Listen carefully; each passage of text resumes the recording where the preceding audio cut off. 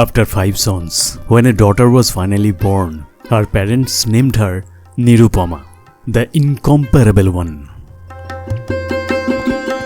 In a society where daughters were named after goddesses, such a name was rare as her father's love for her.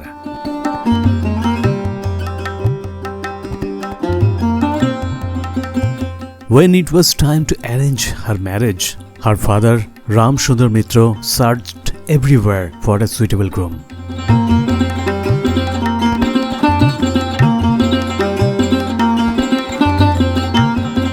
Finally, a proposal came from the family of a powerful landlord, Rai Bahadur.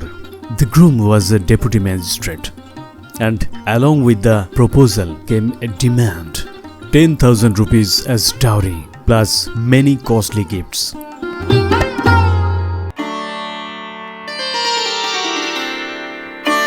Without a second thought, Ramsundar agreed. How could he let such a match slip away? But when the wedding day drew near, only part of the money could be arranged. About 6,000 to 7,000 rupees were still short. A moneylender had promised to help, but he did not show up in time.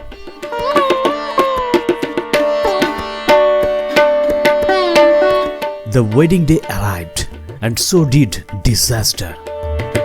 Ramsundar fell at Rai Bahadur's feet. He begged, "Let the ceremony be completed. I promise I will pay you soon." But Rai Bahadur said coldly, "Without the money in hand, the wedding cannot be proceed." Tears and cries filled in the house.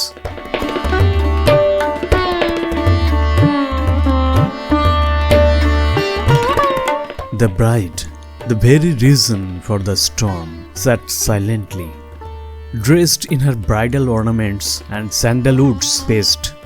It was hard to tell whether she felt any affection for this proud, greedy family.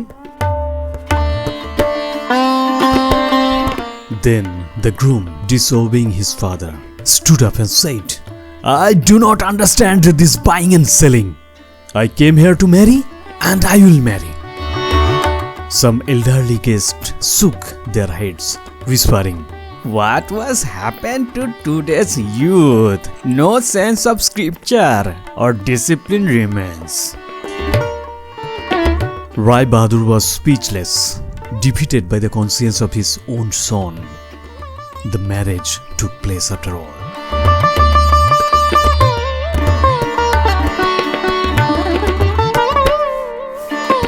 When Nirupama left for her husband's home, Ramsundar hugged her tightly. Tears streamed down his face as he whispered, "Father, will they ever let me come back again?" Ramsundar replied softly, "Of course, my child. I will bring you home myself."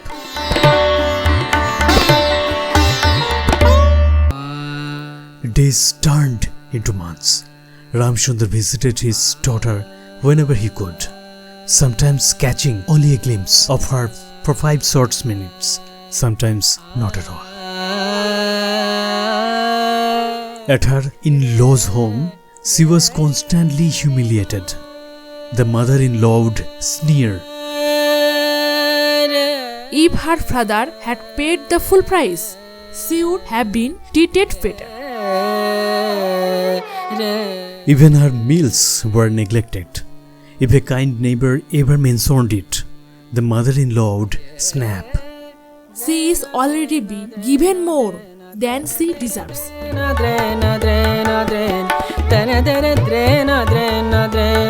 To everyone there, Nirupama was a daughter-in-law, but a debt unpaid. Meanwhile, Ramsundar, tormented by guilt, tried to sell his house to repay the dowry. His sons protested fiercely, forcing him to abandon the idea. So he began borrowing small sums from different people, sinking deeper into debt. His household expenses fell apart. Seeing her father's silent suffering, Nirupama sent a message. Father, take me home, please? He promised, "Yes, my child, soon." To fulfill that promise, Ramsundar endured countless insults to raise 3,000 rupees, the remaining balance. He tied the notes carefully in a cloth, wrapped it in his shawl, and went to his son-in-law's house.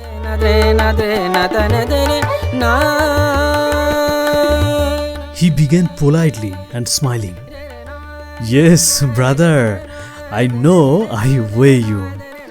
Every day I think of it, but time slips away. I'm getting old." He hanged over the bundle of notes. Rai Bahadur laughed harshly. "Keep it, brother. I have no need for this dirty money."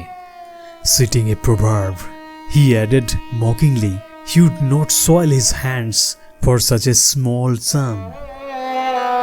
Humiliated, Ramsundar quietly left, promising himself never to see his daughter again until every penny was repaid.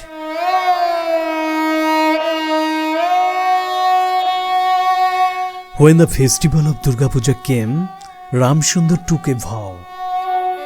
"This time I will bring my daughter home, or I will die trying."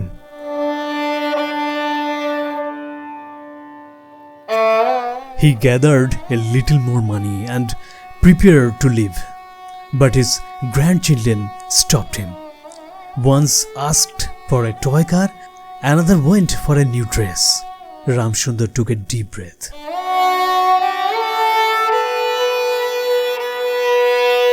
When he reached Rai Bahadur's house, the landlord was away.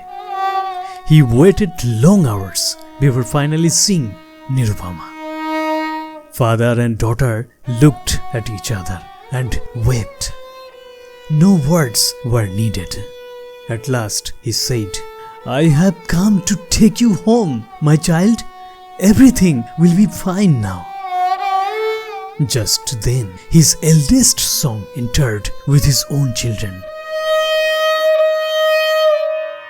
He bitterly said, "Father, will you ruin us all?" Ramsundar, trembling with rage, replied, "Shall I go to hell for you?" But fate had other plans. A servant soon revealed to Nirupama's mother-in-law that Ramsundar had brought money but left without giving it. From that day, Nirupama's life became unbearable. Neglect, cold, hunger, she bore them all in silence.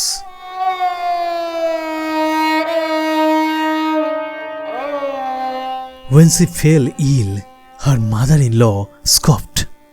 It is all an act. Nirupama whispered, Mother, let me see my father once, just once. The answer was cruel. You only want an excuse to go to your father's house. That very night, Nirupama's condition worsened. By dawn, she was gone.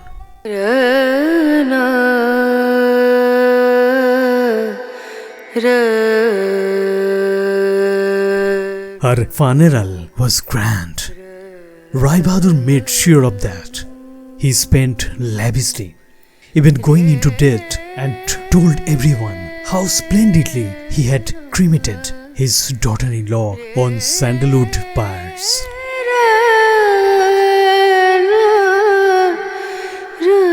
When he met Ramsundar, he spoke of the ceremony, not her suffering. A letter arrived from the Rai Bahadur's son. "Father, I have arranged everything here. Please send my wife to me at once." Rai Bahadur's wife wrote back, Sean, we are already arranging another marriage for you. Come home soon. This time, the dowry demanded was 20,000 rupees, and all of it in advance.